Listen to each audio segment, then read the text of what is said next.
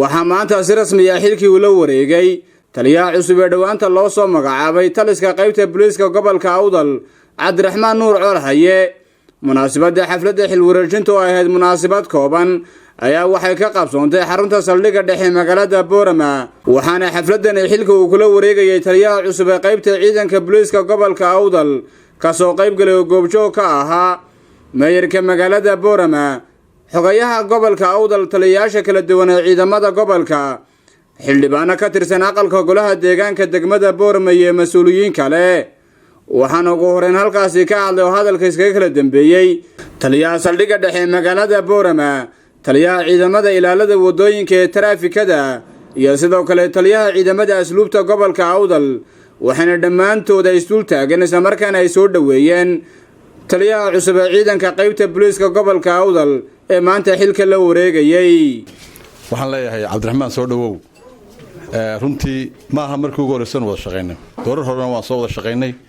Cabdi Cali Haydna waxaan leeyahay saaxiib in badanna waan wada shaqeyn doonaa haddii la yiraahdo Allah ku nabad yeelo adigana.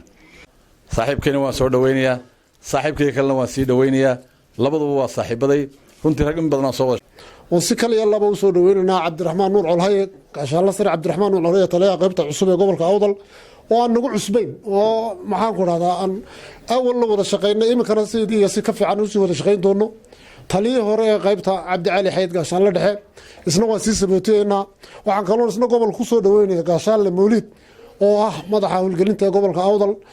soo dhawow baan ku leeyahay.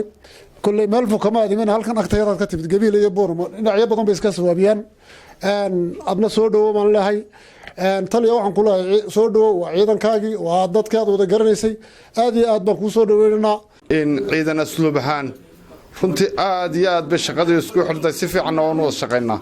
taliyihii qaybta horena si fiican baan u wada shaqeynaynay, waanan si khayr qabtaan u sii sagootinaynaa. taliyaha cusub ee qaybtana waxaan ku soo dhaweynaynaa gacmo furan, wada shaqeyn wanaagsan. boolisku waxa weeyaan annaga lafteeda waa gacantayadii midig. waanay ku mahadsan yihiin mas'uuliyiinta hore ee sida sharafta xilka u wareejiyay iyo kuwa la wareegayba. waxaan leeyahay on kuwii horena wada shaqeyn baanu lahayn wanaagsan, inkastoona qaybtu nagu raagin, haddana wada shaqeyn wanaagsan baanu lahayn. Colhayena waxaan leeyahay dee gobolka looga warrami maayo in howlaha yaalla iyo sida ay wax yihiin insha Allah nin xoogaale u ah weeyay.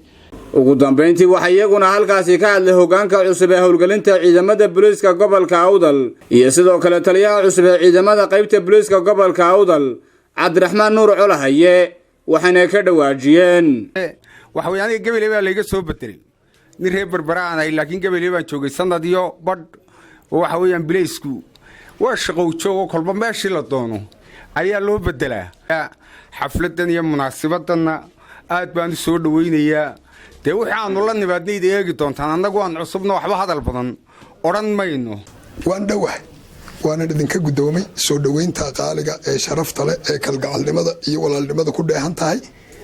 kulley kuma cusbi gobolka, mar horaan mas'uuliyadan hayay, si sharaf leh iyo wanaagna waan kaga tagay oo la iiga bedelay. maantana ilaahay baa suuro geliyay inaan dib ugu soo noqdo. waxaanan jecelahay inaan dadweynaha gobolka dhammaan iyo ciidamada amnigaba aan kula shaqeeyo wanaag iyo kal iyo laab.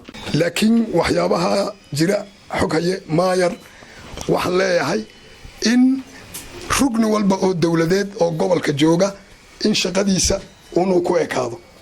faragelinta badanna ma wanaagsana. aniga waxaad iigu soo hagaagaysaa nabadgelyo iyo amni, anaa laygala xisaabtamaya. wixii kale ee jira ee khilaafaada gobolka waxa weeye si wada jira oonu isbarbar taagannahay ayaynu ku dhammaystiraynaa insha Allahu tacaala. waa Imraan Xuseen Aadan, wararka muuqbaaya telefishanka caalamiga Star TV, Boorama.